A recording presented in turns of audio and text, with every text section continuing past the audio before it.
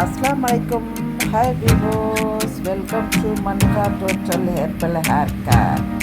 நம்ம சிறுதானியத்தில் எப்படி தோசை ஊற்றலாங்கிறது இந்த வீடியோக்குள் போய் பார்க்கலாம். வாங்க வீடியோக்குள் போகலாம். இப்போ நான் சாதம் சிறுதானியம் அரிசி எடுத்துருக்கேன். அதை நான் 100 கிராம் போட்டு ஒரு பவுலில் போட்டுக்கிறேன்.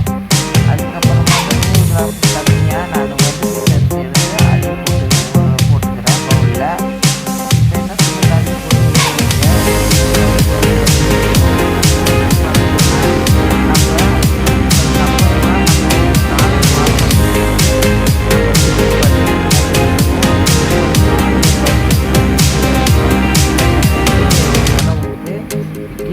போயிடக்கூடாது, அதனால ஃபில்டர் பண்ணி எடுங்க. அரிசி வந்து நல்லா பியூர் ஒயிட்டாக இருக்கணும். அது வந்து அரிசி தோசை சாதா தோசை இந்த மருந்துகளெல்லாம் அரிசி நல்லா வந்து கழுவிக்கணும். கழுவிட்டு அதுக்கப்புறம் என்ன செய்யணும், நம்ம மிக்சியில் போட்டு வீட்டில் அரைக்கிற மாவு மாதிரி அரைச்சிக்கணும். நம்ம அப்புறமா நீங்கள் கழுவுக்கு அது ஊற்ற போட்டு முதல்ல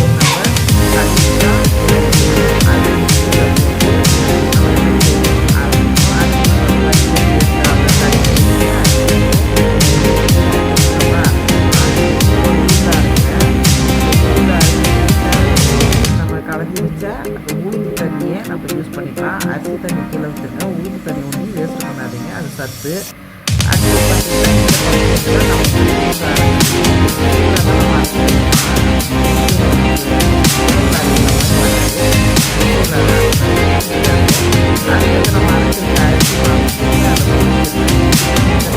நீங்கள் வந்துட்டு கலக்கிங்க, ரெண்டுத்தையும் நல்லது கலக்கிட்டு தோசை பாதம் வந்துடும். அதுக்கப்புறமா கடாச்சி அடுப்பில் வந்து தோசைக்கல்லை வச்சுட்டு நான் வந்து புளி தண்ணி புளியுடைய வச்சு தான் துணியில் கட்டி தான் நான் தேய்க்கிறேன். ஸோ வந்து புளி வந்து கெட்டிய துணியில் வந்து நம்ம தோசைக்கல்லை தடும் போது தோசை நல்லா வரும். நீங்களும் ட்ரை பண்ணி பாருங்கள்.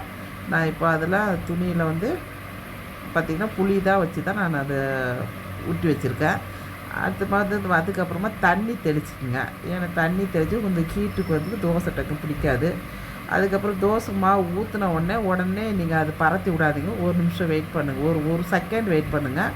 அதுக்கப்புறமா பரத்தி விடுங்க. எந்த தோசை நீங்கள் ஊற்றுறதுனாலும் உடனே மாவு ஊற்றிட்டு பரட்டி அதை சுற்றி விடாதீங்க. ஒரு செகண்ட் அப்படி விட்டுட்டு அதுக்கப்புறமா அதை சுற்றுனீங்க. தோசை வந்து நமக்கு வாட்டமாக வசதியாக நமக்கு அந்த ரவுண்ட் ஷேப்பில் நமக்கு கிடைக்கும். அதுக்கப்புறமா ஆயிலை வந்து நம்ம சென்டரில் தான் ஊற்றணும். சென்டரில் நிறையா ஊற்றிட்டு சுற்றி அப்படியே ஊற்றிக்க வேண்டியதான்.